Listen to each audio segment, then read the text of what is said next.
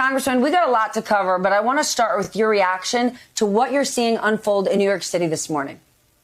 Right. Well, I hope you're not canceling everybody's summer vacation. I think I got in just under the wire there. But I'm glad there's accountability. We all are. But you know what we're going to focus on here today? We're going to focus on investing $720 billion, passing it out of the House of Representatives, probably on a bipartisan basis, $720 billion investing in core American infrastructure. So what we're focused on is investing for the future, building our country back better. I'm going to let justice get served in New York. We're going to do our jobs down here. All right, then, let's talk about the January 6th insurrection. New York Times just released a 40-minute in-depth look at what happened on that day. I want to play part of it to show you and our audience exactly what police were dealing with and how things got so out of control. Please watch this.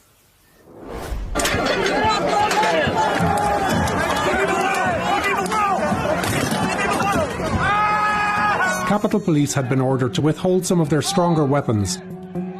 But as soon as Robert Glover, a Metro Police inspector, arrives, he calls for his munitions team to help. Cruiser 50, give me a DSO team, DSO team. DSO team to respond to the west front of the Capitol.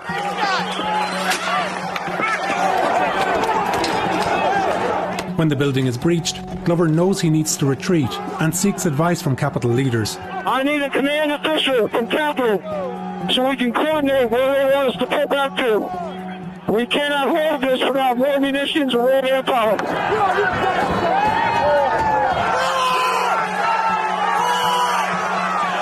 But Capitol don't respond. He asks 4 times. I need to know from Capitol where do they want to pull back to.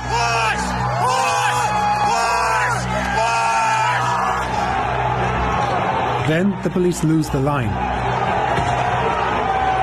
There's a pit that we lost the line. We've lost the line. LAPD, pull back. Congressman, that video is not about politics. It is about national security. It's about democracy. There was a poll out just 2 days ago that said 2/3 of Republicans think the insurrection gets too much attention. Can you take us to your district? Because you represent a pretty red district. What do your voters tell you about January 6th? It doesn't really matter? No, they don't say that at all. I mean, they've got common sense. But they also need leaders who speak the truth. And it's our job sometimes to lead, not just to react, not just to take the easiest path. That video is infuriating. You know, I was inside the chamber that day. I saw what happened. I don't need a reminder. But I think it's important for the historical record. And by the way, to honor the service of those police officers who were doing difficult, heroic work. Let's remember, the Republicans voted against resourcing our police all over the country by opposing the president's rescue plan.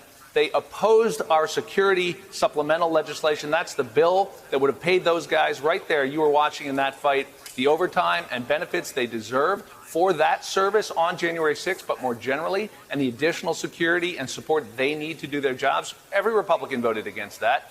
So only one party right now is standing up for resourcing our law enforcement, standing with those heroic officers, listening to their stories, and making sure the historic record is complete. I'm proud that the Speaker created a select committee to do that with the support of a bipartisan group of House members, by the way. And we're going to move forward, and we're going to get the truth. And not because we are going to lose focus for a minute on investing in our country, ending the pandemic, growing the economy, delivering good jobs and good health care, but because we have a responsibility to do it, and the people will need to give us the space to get the truth to them. But it's important that we do so. Can you get the answers you need without Republicans' help? Well, look, technically, sure. We're going to have subpoena power. We're going to have a lot of people who are going to come forward and tell the truth, and we'll get the documents and we'll get all the information we need to know exactly who did what so we can learn for the future, but we can also hold people accountable for their actions. That may include members of Congress, by the way, or members of the administration. But it's better if we've got a bipartisan group working on that. The Speaker has indicated a willingness to appoint a Republican as one of her members to the committee. I know Kevin McCarthy right now, the Republican leader, is twisting arms and making threats to avoid cooperation by any member of his caucus, threatening to take away their committee assignments if they participate in this. That's outrageous. We're actually bending over backwards to get bipartisan inclusion in this because we know it would make a stronger presentation and effort for the American people. But we'll get the truth one way or the other. And that, at the end of the day, is what matters.